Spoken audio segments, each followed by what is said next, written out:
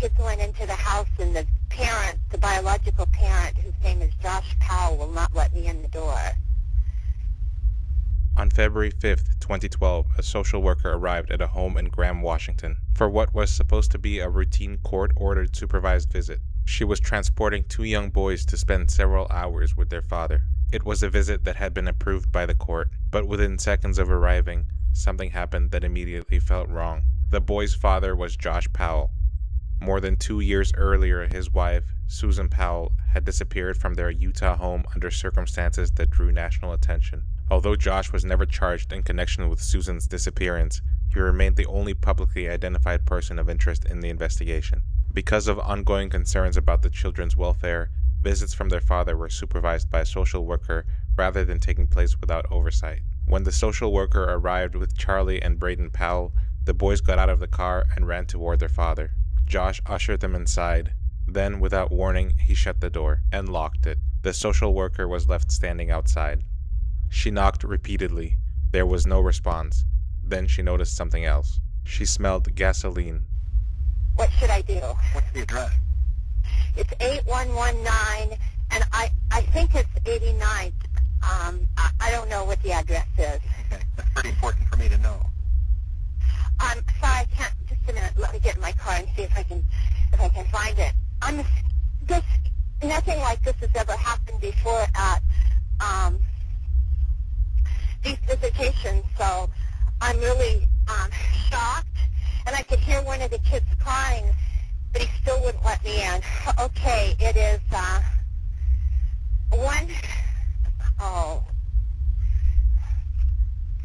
just a minute. I have it here.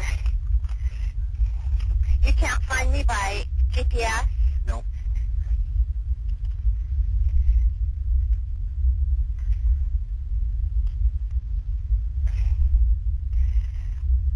Okay, it is, I still can't find it.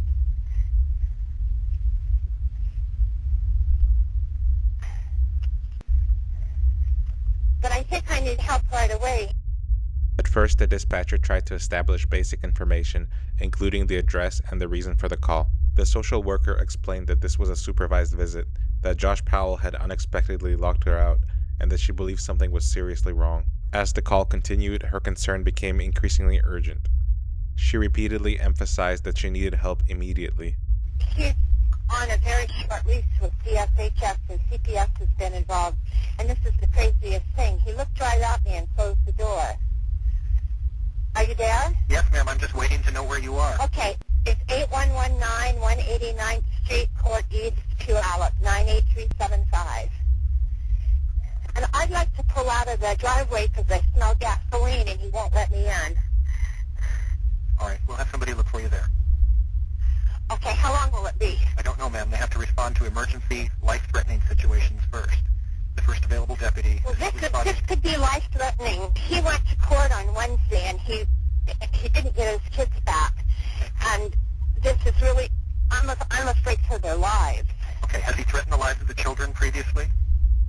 I have no idea. All right. We'll have the first available deputy contact you. Thank you. Bye. By now, the situation had escalated beyond a welfare check. The social worker reported smelling gasoline coming from inside the home. She asked when officers would arrive. The dispatcher told her that deputies would respond as soon as they were available, explaining that they first had to handle emergency, life-threatening situations. Her response was immediate. This could be life-threatening. Less than a minute after the call ended, neighbors reported hearing a massive explosion. The situation outside the home changed completely. The house erupted into flames. Emergency responders rushed to the scene, but by the time firefighters arrived, the fire had already consumed much of the home. Inside the home were Josh Powell's 2 sons, Charlie and Braden. Both boys died in the fire. The tragedy shocked the community and intensified the search for answers surrounding what had happened inside the house before the explosion. Investigators determined that the fire was intentionally set. The deaths of the children and Josh Powell were ruled homicides. Authorities concluded that Josh Powell had deliberately caused the fire before dying inside the home. The investigation also reignited public discussion about the circumstances surrounding Susan Powell's disappearance. After the tragedy, attention turned to the 911 call. Many people questioned whether the response had been fast enough. The social worker had repeatedly communicated that she believed the situation was dangerous. Critics argued that the smell of gasoline, the locked door, and the presence of children should have triggered an immediate emergency response. A review later examined the actions of the dispatch center and the response timeline. The case became another example of how difficult decisions made during emergency calls can later be judged after the outcome is known. The dispatcher involved in the call faced criticism, but officials stated that the response was reviewed through appropriate channels. The controversy was not simply about one phone call.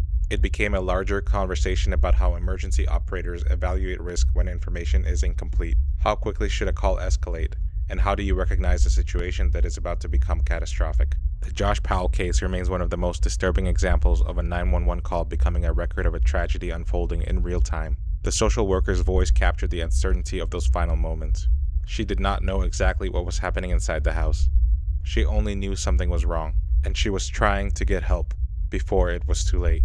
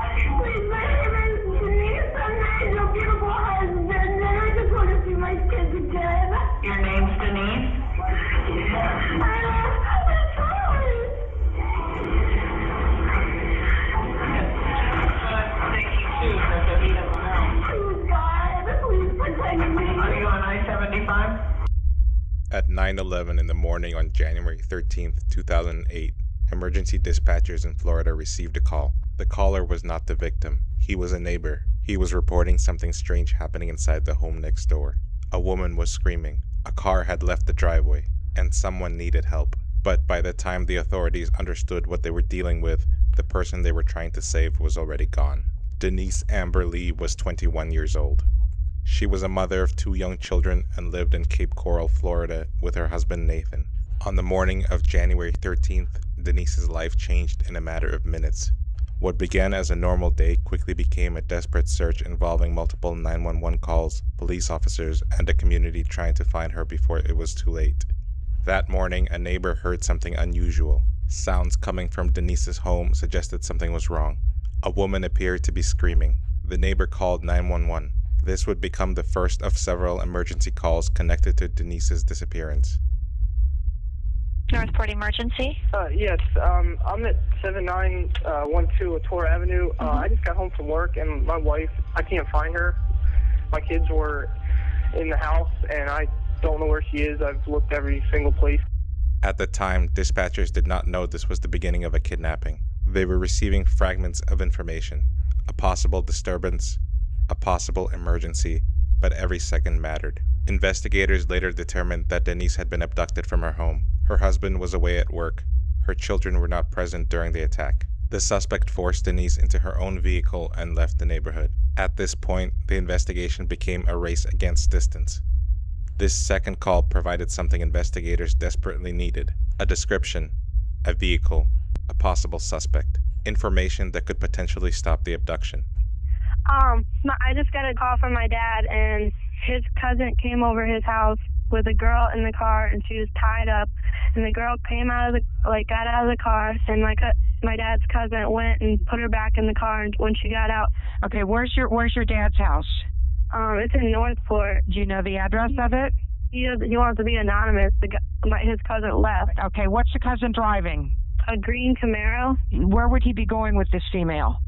He came over to my dad's house, borrowed a shovel, a gas tank, and something else. All right, what's the cousin's name? His name is Gary King. Gary? King, yeah. Oh, it's not Gary King, it's Mikey King. Michael King? Yeah. Okay. As the search continued, another emergency call came in. This time, the caller was even closer to the situation. He claimed to have witnessed Denise being held inside a vehicle. He provided information that could have helped officers locate her. Police began searching for Denise. Officers followed leads.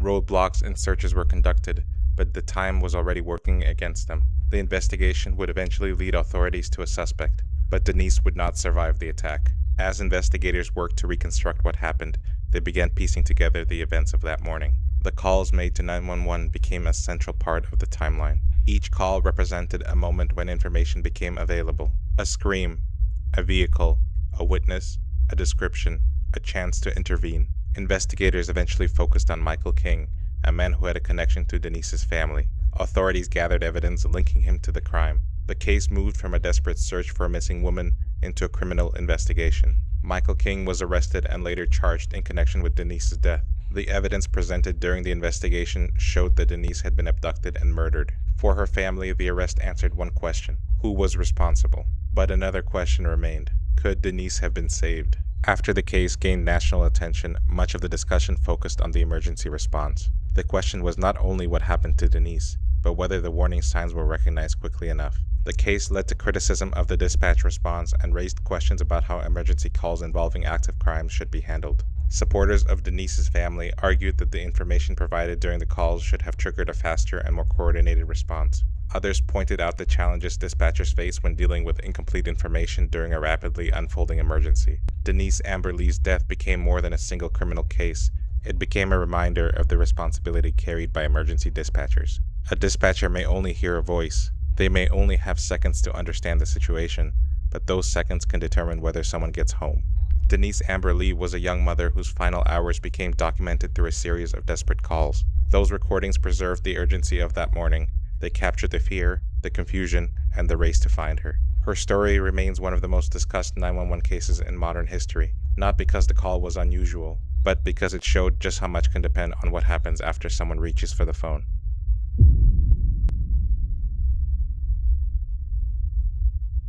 At approximately 12:45 in the morning on August 9th, 2013, a man in rural Texas made a phone call. He sounded confused. He sounded frightened. And he told the dispatchers that something had happened. But before anyone could reach him, the call ended. Brandon Lawson was never seen again.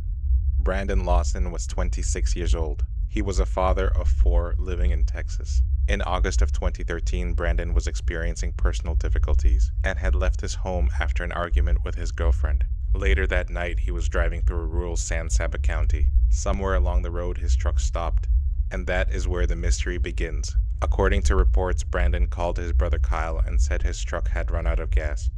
He asked for help. Kyle later said that he was driving toward Brandon's location. But before help arrived, another call was made. This time, it was to 911. 911 emergency. Yes, I'm in the middle of the field. It's like we're just pushing guys over. Right here going towards Javelin on both sides. My truck ran out of gas. There's one car here and got chased to the woods. Please hurry. Okay, now run that by me. I'm not talking to him. I actually ran into him. Ah, you ran into him. Okay. Got the first guy. Do you need an ambulance? Yeah, no, I need the cops. Okay. Is anybody hurt? Hello?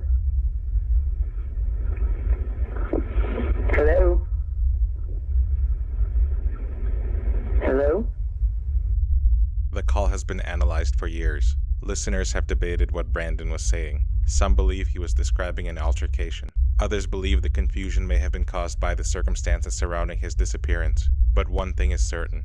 The call was the last confirmed communication from Brandon Lawson. The dispatcher attempted to determine Brandon's location, but the information available was limited. Rural roads, darkness, confusing statements, and no clear description of exactly where he was. When authorities began searching the area, they found Brandon's truck abandoned along the road. But Brandon himself was gone. His phone was no longer reachable, and the trail disappeared. The unanswered questions began immediately.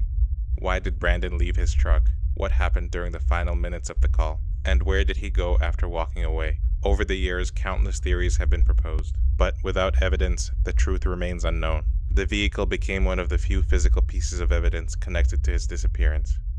Investigators examined the scene and began trying to reconstruct what happened during those final moments. Search crews covered the surrounding area. Family members continued looking for answers, but the landscape presented a major challenge. Rural Texas can stretch for miles. Darkness, rough terrain, and limited information made finding a person on foot extremely difficult. The 911 recording became the most discussed piece of evidence in the case. Over the years, listeners have examined every word, every pause, every sound in the background.